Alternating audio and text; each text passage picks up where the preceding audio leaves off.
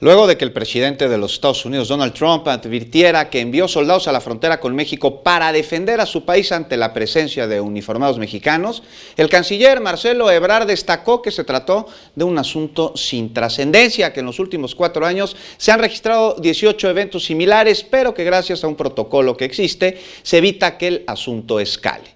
Por su parte, López Obrador indicó que su gobierno investigará el incidente para mantener un ambiente cordial con nuestro vecino. Vamos a ver. Le digo al presidente Donald Trump que nosotros queremos mantener una relación respetuosa y de amistad con su gobierno. Así respondió el presidente de México, Andrés Manuel López Obrador, al tuit que esta mañana emitió su homólogo de Estados Unidos, Donald Trump. El mandatario estadounidense escribió: "Los soldados de México recientemente apuntaron a nuestros soldados de la Guardia Nacional, probablemente como una táctica de distracción para los traficantes de drogas en la frontera. Será mejor que no vuelva a pasar. Ahora estamos enviando soldados armados a la frontera".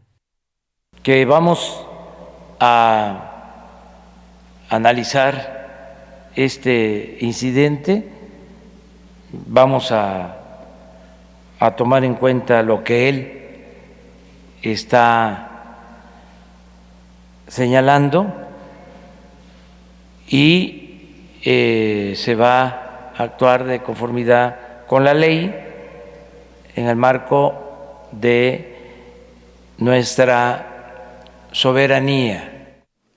Dijo que el gobierno de México no peleará con el de Estados Unidos y reiteró el compromiso de trabajar en conjunto para el desarrollo dentro de un ambiente de respeto mutuo. Así como nos hemos venido entendiendo durante varios meses, vamos nosotros a seguir actuando para mantener relaciones cordiales y de buena vecindad.